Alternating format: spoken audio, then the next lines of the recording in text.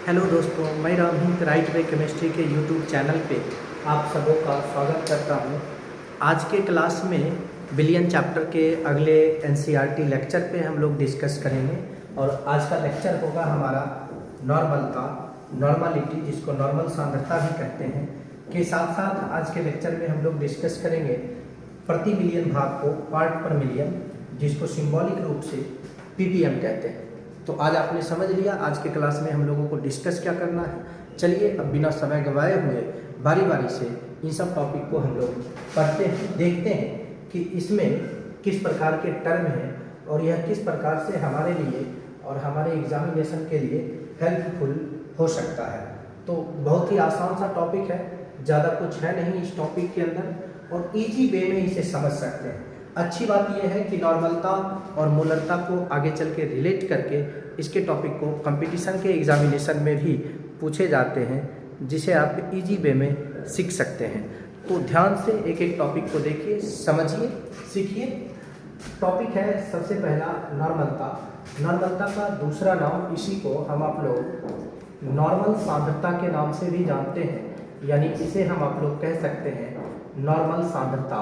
That means normal concentration,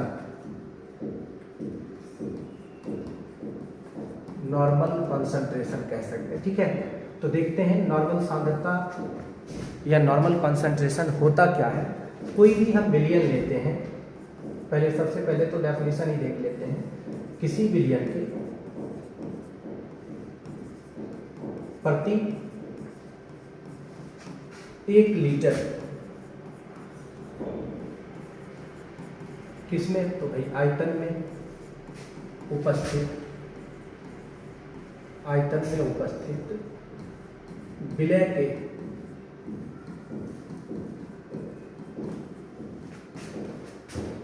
ग्राम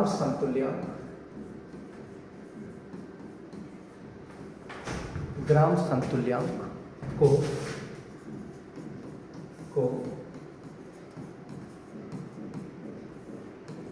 नॉर्मलता कहते हैं। इसे अगर हमें सूचित करना होगा तो कैपिटल एन से सूचित करेंगे। इसे कैपिटल एन से सूचित किया जाता है। ये इसका सिंबल बन गया। ठीक है, अब इसके डेफिनेशन के अकॉर्डिंग टू हम लोग सबसे पहले सूत्र को तैयार कर लेते हैं। अर्थात हमारे पास नॉर्मलता का सूत्र क्या होगा, तो देखिए नॉर्मलता का जो प्रॉपर फॉर्मूला होगा हमारे पास वो होगा नॉर्मलता बराबर विलय का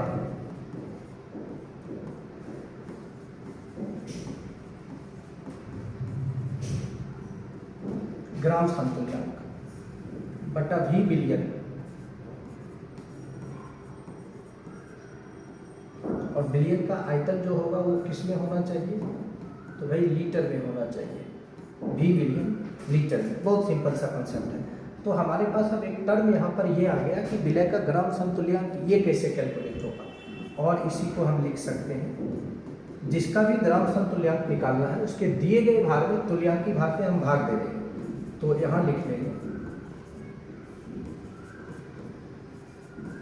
विलय का भार, और ये भार हमें ग्राम में होना चाहिए, बटा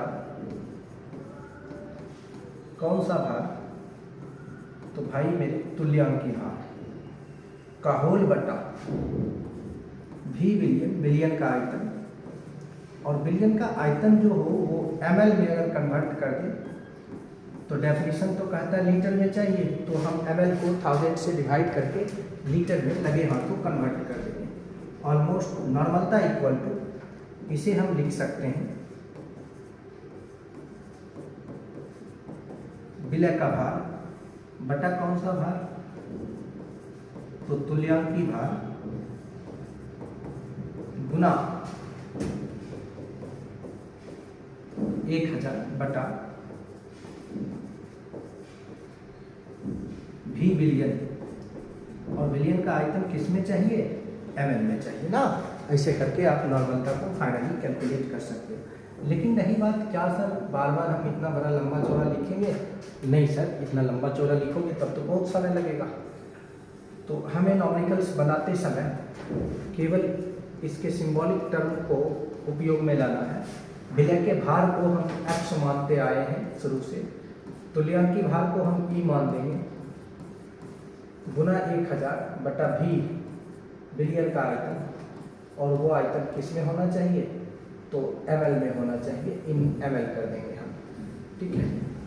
ये टर्म अवेलेबल हो जाएगा। ऐसे करके आप नॉर्मलता कैलकुलेट कर सकते हैं। अब रही बात नॉर्मलता का मात्रक क्या लगाएंगे, जैसे अभी तक हम मात्रक लगाते आते थे, तो देख लीजिए नॉर्मलता का मात्रक जो होता है ना सर, वो क्या होता है? वो होता है ग्राम इक्विवेलेंट प्रति लीटर। ये नॉर्मलता का मात्रक होता है, ग्राम इक्विवेलेंट प्रति लीटर। ये हो जाएगा नॉर्मलिटी का मात्रक, यूनिट आप ये लिख सकते हैं। अब आया कहाँ से यूनिट? तो सिंपल सी बात है भाई, यूनिट जो आता है फार्मूला से निकल के आता है ना सर। तो आप फार्मूला लिख दो, n इज इक्वल टू विलय का ग्राम समतुल्य, विलय का ग्राम समतुल्य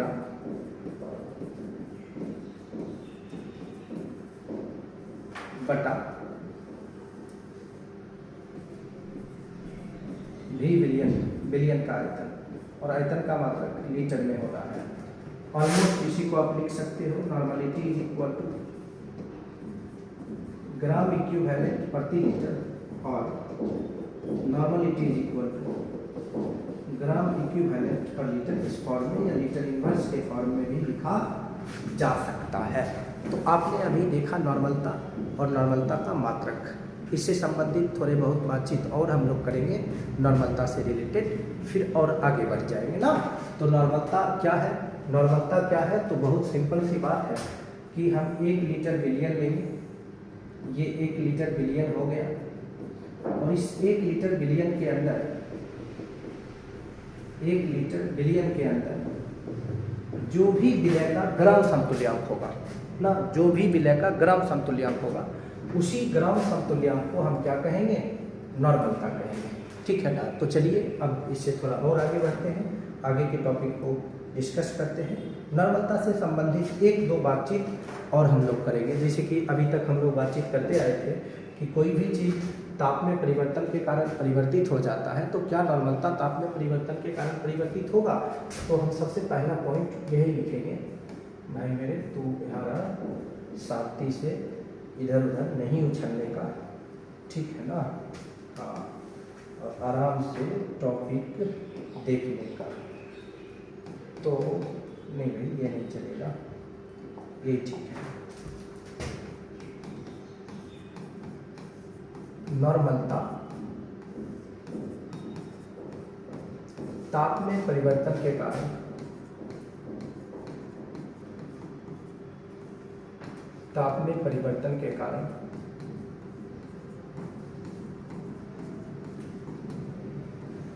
परिवर्तित हो जाता है। क्यों हो जाता है? क्योंकि इसे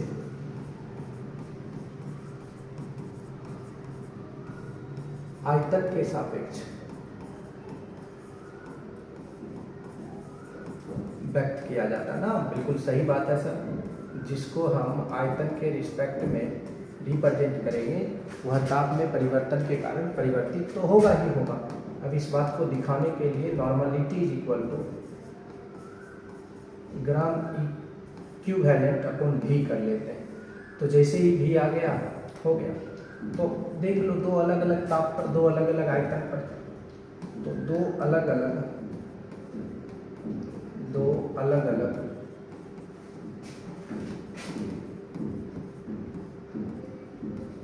आयतन पर, किसमें? नॉर्मलता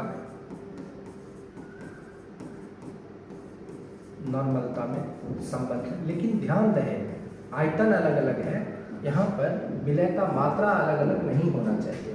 तो इसके लिए जो संबंध आएगा वो आएगा N1 V1 बराबर N2 V2, एक टर्म ये आ जाएगा। चाहे जितना तक होते चले। दूसरा स्थिति सर, जैसे बिलियन के मिश्रण का नॉर्मलता अगर कैलकुलेट करना हो, 10-20 चीज़ों को 10-20 बिलियन को मिला दें, तो बिलियन के मिश्रण का नॉर्मलता, तो भाई मेरे बिलियन के मिश्रण का जो नॉर्मलता होगा उसका सूत्र होगा n बराबर n1v1 plus n2v2 plus dot dot dot dot dot आगे बढ़ते चलेंगे nn का होल बटा v1 plus v2 plus dot dot dot vn करते हैं। इस प्रकार से बिलियन के मिश्रण का नॉर्मलता आ जाएगा ना। तो आप ऐसे करके ये सब नॉर्मलता से रिलेटेड चीज़ों को वर्क कर सकते हैं। अब रही बात नॉर्मलता के जस्ट बाद हमारा जो टॉपिक आने वाला है वो आने वाला है पीपीएम, लेकिन उससे पहले एक क्वेश्चन हो जाए नॉर्मलता के ऊपर। ऐसे ही एक रेंडमली क्वेश्चन लेते हैं। जनरली आपको पता है इस सीरीज के अंदर हम एनसीईआरटी क्वेश्चन कराते हैं, लेकिन आज पहली बार आप देख रहे होंगे कि इस सीरीज के अंदर एक दूसरा क्वेश्चन हम करा रहे हैं। ठीक है, तो भाई एग्जाम्पल के लिए हमने एक क्वेश्चन लिख लेते हैं। वो क्वेश्चन क्या है तो ध्यान से देखिए। 800 ml जलीय विलयन, 800 ml जलीय विलयन में 20 ग्राम, अब कोई भी चीज़ हम डिजॉल्व कर लेते हैं। ठीक है, जैसे हम डिजॉल्व कर लेते हैं इसके अंदर CaCl2 घुला है, तो बिलियन का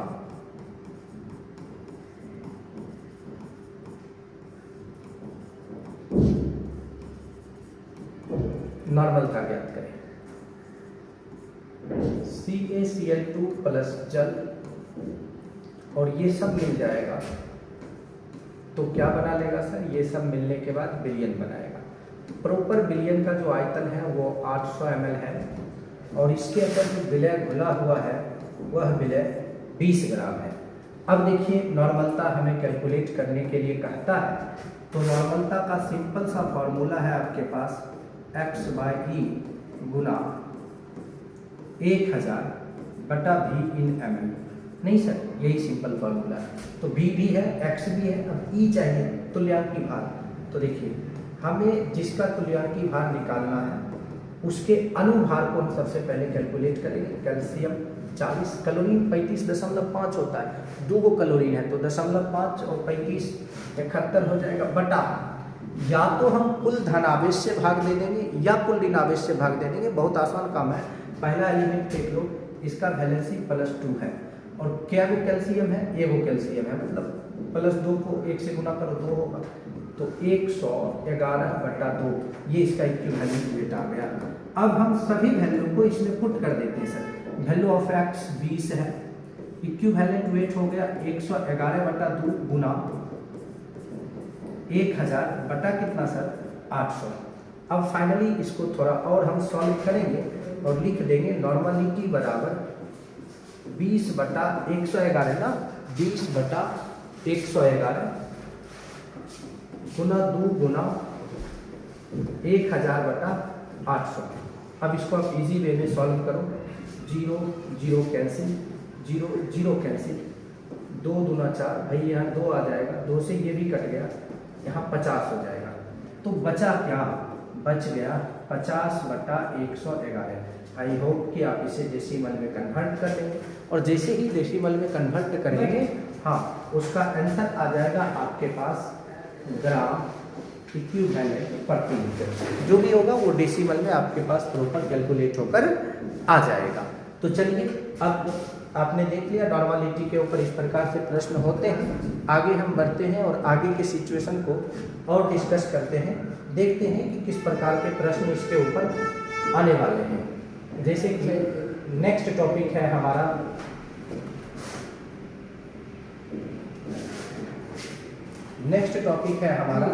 भाई क्या है नेक्स्ट टॉपिक, नॉर्मलता और मोलरता में संबंध आपने पिछले क्लास के अंदर देख रखा है। नॉर्मलता और मोलरता में संबंध हमको अभी पढ़ना है। तो पिछले क्लास में आपने क्या पढ़ा, मोलरता पढ़ रखा ना। पिछले लेक्चर में हमने आपको मोलरता बतला रखा है, अभी के लेक्चर में आपने नॉर्मलता पढ़ा। तो सबसे पहले किसी भी दो चीज़ों में रिलेशन उसी के आधार पर लाया जाता है सर, कि देखा जाता है उन दो चीज़ों में समानता क्या है, उसी समानता के आधार पर हम रिलेशन लाते हैं ना। तो यहाँ पर हम भी समान चीज़ों को इक्वल कर लेते हैं और उसके अकॉर्डिंग टू फिर रिलेशन ला देंगे। तो सबसे पहले हम चलते हैं कहाँ से, नॉर्मलता से। तो भाई मेरे, जब आप नॉर्मलता से चलोगे तो नॉर्मलता का सूत्र है x/e गुना 1000 बटा v/ml ना। इसलिए अब देख लीजिए Ne बराबर हम लिख सकते हैं 1000 x बटा v/ml। इसको हम कर देते हैं समीकरण फर्स्ट। ऐसा हमने इसलिए कर दिया कि RHS बराबर है तो LHS स्वतः ही बराबर हो जाएगा। हम पुनः चलेंगे, कहाँ से चलेंगे, तो पुनः चलेंगे मोलरता से। और मोलरता को यदि डिस्कस करें तो चूंकि m बराबर x बटा WT गुना 1000 बटा v/ml, इसलिए MWT बराबर 1000x बटा v/ml। अब दोनों का RHS क्या है, बराबर है, तो LHS स्वतः क्या हो जाएगा, इक्वल हो जाएगा। यहाँ हम लिख देंगे समीकरण फर्स्ट एवं सेकेंड से। देखो सर, जैसे समीकरण फर्स्ट एवं सेकेंड से करें तो चूंकि RHS बराबर है तो LHS भी बराबर हो जाएगा। NE बराबर MWT। पहली बात कि यहाँ पर आप चाहो तो रिलेशन छोड़ सकते हो, लेकिन हम यहाँ क्यों छोड़ें, हम इसे और छोटा छोटा करना चाहते हैं। तुल्यांकी भार को हम लिख सकते हैं WT यानी टोटल वेट बटा T चार्ज। अब यहाँ पर एक चीज ध्यान रखना है कि T चार्ज जो हम यूज करेंगे या तो टोटल पॉजिटिव यूज करेंगे या टोटल नेगेटिव चार्ज यूज करके हम T चार्ज को कैलकुलेट कर देंगे, जैसा कि पीछे आपने देख भी रखा था, बराबर MWT। अब देख लो सर, WT और WT टर्म आपका कैंसिल हो जाएगा। तो जब कैंसिल आउट होगा तो बचेगा क्या, N बटा T charge is equal to M। So इसलिए यानी मोलारिटी के लिए नॉर्मलिटी बटा T चार्ज आ गया, और दूसरा नॉर्मलिटी के लिए मोलारिटी गुना T चार्ज आ जाएगा ना, मोलारिटी गुना T चार्ज। ऐसे करके ये वैल्यू कैलकुलेट हो जाएगा। कहीं कोई डाउट बिल्कुल नहीं होना चाहिए भाई मेरे। अब इस पर एक आध दो एग्जाम्पल देखते हैं, बहुत इजी वे में इस पे क्वेश्चन कर सकते हैं। जैसे मानिए अब यहाँ पर जनरली T चार्ज जो है, T चार्ज वो अम्ल के लिए क्षारकता है और क्षार के लिए अम्लीयता है, ठीक है। T चार्ज क्या है, अम्ल के लिए T चार्ज जो है अम्ल के लिए क्षारकता है और क्षार के लिए अम्लीयता है। इस बात का पूरा पूरा आपको ख्याल रखना है। अब एक आध एग्जाम्पल इस पर हो जाए लगे हाथों। अब यहाँ देखिए इस कॉर्नर्स में एक एग्जाम्पल आपको बतला रहे हैं, इजी वे में इस एग्जाम्पल को आप सीख सकते हैं। दो एग्जाम्पल लेंगे, एक यहाँ से ले लेंगे, एक यहाँ से ले लेंगे। जैसे कि हमारे पास क्वेश्चन रहेगा 0.3 m H2SO4। अब इसका ना नॉर्मलता कैलकुलेट करना है। देखो मोलारिटी दिया हुआ 0.3, तो भाई नॉर्मलिटी का फॉर्मूला ही है मोलारिटी 0.3 गुना T चार्ज। देखो इसका पहला एलिमेंट हाइड्रोजन 2 है ना, हाइड्रोजन 2 है, हाइड्रोजन का चार्ज +1 होता है, 1 गुना 2 से गुना कर देंगे तो ये हो गया 0.6। ये इसका नॉर्मलिटी कहलाएगा ना। दूसरा क्वेश्चन हम ले लेते हैं, जैसे कि हमने दूसरा क्वेश्चन लिया 0.4 N H3PO4। ये एसिड है और इसका मोलारिटी कैलकुलेट करके बताओ मोलारिटी क्या होगा। तो भाई मेरी मोलारिटी का जस्ट अभी आपने फॉर्मूला देखा है N बटा T चार्ज, तो N का वैल्यू है 0.4 और H3PO3 का, जैसे देखो हाइड्रोजन +1 हो गया और 3 से मल्टीप्लाई करेंगे +3, तो 3 से हम डिवाइड भी कर देते हैं यहाँ पर T चार्ज से, तो वैल्यू आ जाएगा 0.4 बाई 3। अब डिवाइड करके देख लेना फिर क्या आने वाला है। ऐसे करके आप नॉर्मलिटी और मोलरिटी कैलकुलेट कर सकते हैं। लेकिन कभी कभी ध्यान रखना है, ये हमेशा ऐसा नहीं होता 99% टाइम होगा, 98% टाइम होगा, 1% टाइम डेविएटेड में चला जाएगा। जैसे मान लीजिए यहाँ पर लिखा हुआ है H3PO3। अब इसमें अगर हम 3 से डिवाइड कर देंगे तो गलत हो जाएगा, क्योंकि इस अम्ल का जो क्षारकता है, इस अम्ल का क्षारकता, वो क्षारकता कितना है? 2 है। तो क्षारकता के ऊपर अलग से मैं एक सेपरेट वीडियो आपको बना दूंगा, आप वहाँ से क्षारकता चीज़ें सीख सकते हैं, समझ सकते हैं। अभी आपने मूल रूप से नॉर्मलता और मोलरता में संबंध देखा। नॉर्मलता और मोलरता में संबंध है नॉर्मलता बराबर मोलरता गुना टी चार्ज। टी चार्ज का मतलब है अम्ल के लिए क्षारकता, क्षार के लिए अम्लीयता। अब चलिए और आगे बढ़ते हैं, आगे के टॉपिक को डिस्कस करते हैं, देखते हैं इसके आगे फिर क्या होने वाला है। आज के क्लास में हम लोग फिर नेक्स्ट टॉपिक जो होगा हमारा वो होगा, भाई किधर भाग गया? तुमको नहीं भागना था। चलो भाई देख लेते हैं किधर गया, क्यों गया, नाराज हो गया ये लगता है। इसके सारे नाराजगी को अभी हम लोग ख़त्म कर लेते हैं, ठीक है? हाँ ठीक है। अब अगला टॉपिक होगा हम लोगों का पीपीएम, प्रति मिलियन भाग। बस छोटा सा टॉपिक है, ध्यान से देख लीजिए। पीपीएम, प्रति मिलियन भाग। प्रति मिलियन भाग को समझना बहुत ही आसान काम है, इजी वे में इसे समझा जा सकता है। मिलियन, जब से यूट्यूब आया है तब से मिलियन शब्द बहुत ज़्यादा समझ में आने लगा होगा आपको। 1 मिलियन बराबर होता है, 1 मिलियन बराबर 10⁻6। भाई मेरे 10⁻6 यानी इकाई, दहाई, सैकड़ा, हजार, 10,000, लाख, 10 लाख ना, 10 लाख, 10 लाख को हम क्या कहेंगे? 1 मिलियन।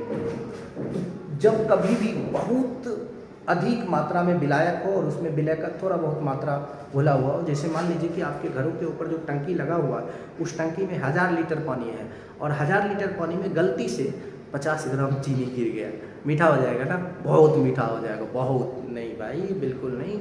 नीचे जाते जाते वो ख़त्म हो जाएगा, कहाँ जाएगा ये पता भी नहीं चल पाएगा। तो बहुत अधिक विलायक के मात्रा में विलय का अल्प मात्रा घुला होता है तो उसके सांद्रता को ppm में व्यक्त करते हैं, जिसे कहते हैं पार्ट पर मिलियन या प्रति मिलियन भाग। तो इसका डेफिनेशन होगा, क्या होगा? तो होगा किसी बिलियन के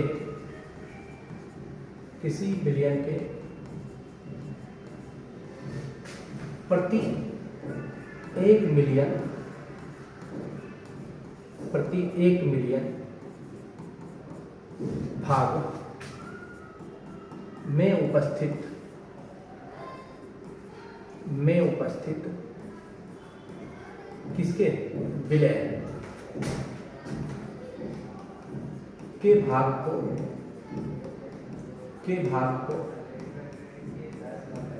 प्रति मिलियन भाग कहते हैं। इसे संक्षेप में क्या कहेंगे भाई? तो इसे संक्षेप में ppm लिखा जाता है, ठीक है? हमने सिंबल तो ppm बना दिया। बात यही नहीं खत्म हो रहा है, अब ppm के जो मूल टर्म हैं वो देखिए। ppm को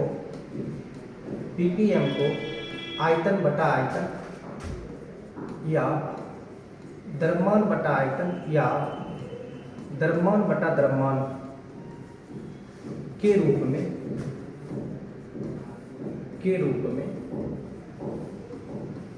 व्यक्त किया जाता है। इन सब रूपों में हम व्यक्त कर सकते हैं, व्यक्त किया जाता है। तो जनरली सबसे ज़्यादा ppm को रिप्रेजेंट जो किया जाएगा वह वेट बटा वेट में किया जाएगा, इसलिए कि ये वैल्यू ताप में परिवर्तन के कारण परिवर्तित नहीं होता है। तो अर्थात हम लिख सकते हैं सर, क्या लिख सकते हैं कि ppm is equal to weight of विलय का द्रव्यमान बटा वेट ऑफ बिलियन का द्रव्यमान ना, weight of solute upon weight of solution multiply 10⁻6, ठीक है? 10⁻6 में कैलकुलेट करते हैं। ppm को जैसे परसेंटेज को परसेंटेज में रिप्रेजेंट करते हैं, पीपीएम को भी पीपीएम में ही रिप्रेजेंट किया जाएगा। तो ये था पीपीएम। पीपीएम का फुल फॉर्म होता है प्रति बिलियन भाग, और इस पीपीएम में विलयन का सांद्रता तब कैलकुलेट करते हैं जब विलयन के बहुत अधिक मात्रा में विलय का थोड़ा सा मात्रा घुला हुआ होता है। चलो सर, अब इससे थोड़ा और आगे बढ़ते हैं और आगे के टर्म को डिस्कस करते हैं। तो आगे आप देखोगे कि इस पर एनसीईआरटी ने केवल एक क्वेश्चन लिखा है, इस दो टॉपिक मिलाकर। उसमें से हमारा जो टॉपिक है, क्वेश्चन है, वो क्वेश्चन है पीपीएम के ऊपर। पीपीएम में क्वेश्चन क्या है देखिए, एक पेयजल का नमूना क्लोरोफॉर्म से कैंसर जन्म समझे जाने की सीमा तक बहुत अधिक संदूषित है। इसमें संदूषण की सीमा 15 ppm द्रव्यमान में है। तो कहता है द्रव्यमान प्रतिशत ज्ञात करिए क्लोरोफॉर्म का, और जल के नमूने में क्लोरोफॉर्म का मोललता ज्ञात करिए। दो चीजें हमें कैलकुलेट करना। मैं अब ध्यान से बातें पहले समझा देता हूँ। विलयन जो बना है दो चीजों से मिलकर बना है, क्लोरोफॉर्म CHCl3 प्लस जल, ये दोनों मिलकर विलयन बना है। बहुत सिंपल सी बात है, ये दोनों मिलकर क्या बना है, विलयन बना है। इसमें ये जो है वो 15 ppm है। अब 15 ppm का मतलब हुआ कि जब विलयन का वेट 10 पर पावर 6 ग्राम लेंगे ना, तो विलय का जो वेट है, विलय का भार है, वो 15 ग्राम होगा। तो ऐसे सिचुएशन में आप इसका एक नंबर में कहता है द्रव्यमान प्रतिशत निकालो। तो प्रतिशत W क्लोरोफॉर्म जब हम कैलकुलेट करेंगे तो भाई मेरे जिसका द्रव्यमान हमने कैलकुलेट करना है उसका द्रव्यमान बटा विलयन का द्रव्यमान गुना 10 पर पावर, ये सॉरी प्रतिशत निकाल रहे हैं ना, प्रतिशत में 100 से, प्रतिशत निकालने के लिए 100 से हम गुना करेंगे। तो 100 से हम गुना कर देंगे। अब इसको हम कट कर लेंगे, 100 कट गया, 10 पर पावर 6 कट के 10 पर पावर 4 आ जाएगा। सो फाइनली प्रतिशत W क्लोरोफॉर्म का जो परसेंटेज होगा वो होगा 15 गुना 10 पर पावर -4 प्रतिशत। इसी को चाहे तो सिग्निफिकेंट यूज करके हम लिख सकते हैं 1.5 गुना 10 पर पावर -3 प्रतिशत। तो एक तो आ गया, देख लो आपका आंसर भी है यही, आंसर मैच कर गया। दूसरा सर क्या कहता है, दूसरा कहता है जल के नमूना में क्लोरोफॉर्म का मोललता ज्ञात करो। अब मोललता देखिए, जब कभी भी विलयन के बहुत अधिक मात्रा में विलय का अल्प मात्रा घुला हो तो हम मान लेंगे विलायक भी हमारा कितना है, 10 पर पावर 6 ग्राम है। चूंकि 10 लाख ग्राम में से 15 ग्राम घटी हो गया तो कोई फर्क नहीं पड़ने वाला, तो हमारा ऑलमोस्ट विलायक इक्वल हो जाएगा 10 पर पावर 6 ग्राम। अब मोललता निकालने के लिए क्लोरोफॉर्म का अनुभार चाहिए। जब तक अनुभार नहीं निकालेंगे तब तक मोललता नहीं निकलेगा। कार्बन 12, हाइड्रोजन 1, क्लोरीन 35.5, 3 गो होता है, तो 35.5 गुना 3, भाई मेरे सबको हम मल्टीप्लाई कर लेते हैं। 13, 12 है 13 प्लस 5 या 15, 106.5, तो कुल मिलाकर 119.5 ग्राम प्रति मोल। ये क्या आ गया, ये आ गया क्लोरोफॉर्म का मोलर, ये क्लोरोफॉर्म का अनुभार। अब हमने मोललता कैलकुलेट करना है। तो कल के क्लास में, पिछले लेक्चर में आपने मोललता बराबर सूत्र देखा, X/WT गुना 1000 बटा W इन ग्राम। इसलिए मोललता बराबर X का वैल्यू है हमारे पास 15, WT का वैल्यू, इसको हम ऑलमोस्ट इक्वल कर देते हैं 119 ग्राम प्रति मोल, ताकि गुना भाग करने में कुछ सुविधा हो जाए। या कर लो ना 120 कर लो सर, ताकि काटने में भी दिक्कत नहीं होगा। तो 120 कर देते हैं गुना 1000 कर लेते हैं बटा 10 पर पावर 6। देख लीजिए आपका आंसर कैलकुलेट करके 1.25 गुना 10 पर पावर -4 मोललता आता है या नहीं आता। तो आज के क्लास में आपने सीखा दो टॉपिक, एक मोललता, एक नॉर्मलता और दूसरा पीपीएम। आप चाहते हैं कि इसी प्रकार से एनसीईआरटी के सारा क्वेश्चन का सॉल्यूशन आपको चैप्टर वाइज, टॉपिक वाइज मिले। चैप्टर वाइज तो छोड़िए, प्रत्येक चैप्टर का टॉपिक वाइज एनसीईआरटी सॉल्यूशन मिले, तो निश्चित रूप से आप जुड़िए राइट वे केमिस्ट्री के यूट्यूब चैनल से और जुड़िए अपने साथियों को। तब तक के लिए बहुत बहुत धन्यवाद।